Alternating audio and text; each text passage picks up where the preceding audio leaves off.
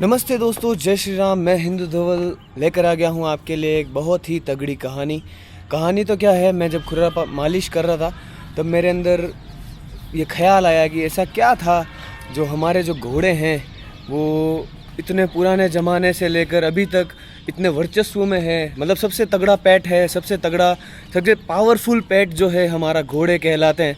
तो ऐसा क्या हुआ था कि उन घोड़ों को इतना सम्मान मिलता है, इतना चलता है घोड़ों के साथ, घोड़ों से बातचीत रहती है। राजा महाराजा, पुराने ज़मींदार लोग जो थे वो सब घोड़े ही रखते थे अपना सबसे पसंदीदा पेट। तो दोस्तों मैंने इस पर थोड़ी सी रिसर्च करी तो मुझे यूँ पुराने ज़माने में राजा महाराजाओं की एक बात याद आई, अश्वमेध यज्ञ के बारे में मुझे याद आया। तो मैं आज आपको दोस्तों अश्वमेध यज्ञ के बारे में बताता हूँ। अश्वमेध यज्ञ सबसे पहले तो जानते हैं होता क्या है। अश्वमेध यज्ञ दोस्तों होता है कि एक जो राजा होता है उसका देश का सबसे पावरफुल घोड़ा, मतलब राजा का सबसे पावरफुल घोड़ा जो होता है वो घोड़ा राजा एक बार अपने राज्य से उसकी पूरी पूजा करने के बाद उसको छोड़ता है।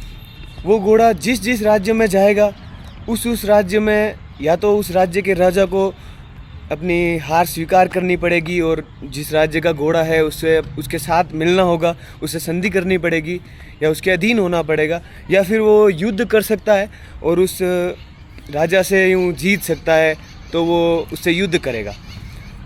फिर दोस्तों मैंने ये सोचा कि ये अश्वमेध यज्ञ है वो किसने करवाया हुआ है। तो दोस्तों एक तो महाभारत काल में अपने जो पांडव थे उन्होंने जीतने के बाद करवाया था, और एक अपने जो श्री राम है रामायण में उन्होंने अश्वमेध यज्ञ करवाया हुआ है।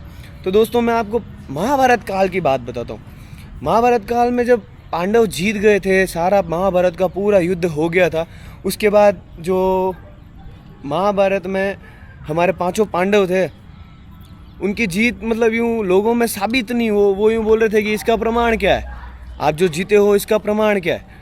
तो इसके अंदर थोड़ा सोचा पांडवों ने कि ऐसा क्या है कि लोग प्रमाण मांग रहे हैं, ऐसा क्या मांग रहे हैं लोग। तो श्री कृष्णा और ऋषियों ने उनको बताया कि आप जो हो राज्य के राजा तो हो गए हो, आप एक काम करो अश्वमेध यज्ञ करवाओ। तो पांडवों ने अश्वमेध यज्ञ करवाने के लिए सबसे पहले तो अपना घोड़ा तैयार किया। घोड़े को बिल्कुल यूँ सबसे जो कदकाठी ऊंची कदकाठी का और सबसे उनका तगड़ा घोड़ा था उसको तैयार किया। उसके बाद पूजा करी और उन्होंने अपने राज्य से उस घोड़े को छोड़ा। वो घोड़ा अनेक राज्यों देशों से लेके घूमता हुआ गया और जिस राज्य में वो घोड़ा गया उस राज्य को अधीन कर लिया गया। और जो राज्य में घोड़े बच रहे थे, जैसे कि दूसरा कोई राज्य का राजा आ गया और वो युद्ध के लिए गया, तो उसको अपने जो अर्जुन है, सॉरी मैं थोड़ा सा भूल गया था, जो अपने अर्जुन है उन्होंने परास्त किया और वो राज्य भी अपना मतलब पांडवों का हो गया। ऐसे मतलब दोस्तों घोड़ा जो है शक्ति का प्रतीक माना जाता है। मतलब पुराने राजा जो थे वो घोड़ों को इसलिए घुमा रहे थे, जहाँ घोड़ा खुद से जाता है वो सब अधीन है। मतलब घोड़ा एक शक्ति है जो शक्ति यूँ महाभारत काल से चली आ रही है, और इस शक्ति के अंदर आप देख सकते हैं कि घोड़ा कितना पावरफुल होता है। और आज की कहानी दोस्तों यहीं ख़त्म होती है। मैंने आज आपको अश्वमेध यज्ञ के बारे में बताया है, और इसके बाद मैं आपको और भी छोटे मोटे जो व्लॉग्स होंगे वो लेकर आता रहूँगा। क्या हुआ बेटा, व्लॉग्स लेकर आता रहूँगा। और इस व्लॉग को यहीं ख़त्म करते हैं दोस्तों। जय श्री राम, और आपका दिन शुभ रहे। और मुझे सब्सक्राइब करें, लाइक करें, कमेंट करें, शेयर करें। अगर आपको और भी कुछ जानना है घोड़ों के बारे में, मेरा अपकमिंग व्लॉग जो होगा वो घोड़ा कैसे चलाते हैं उसके ऊपर होगा।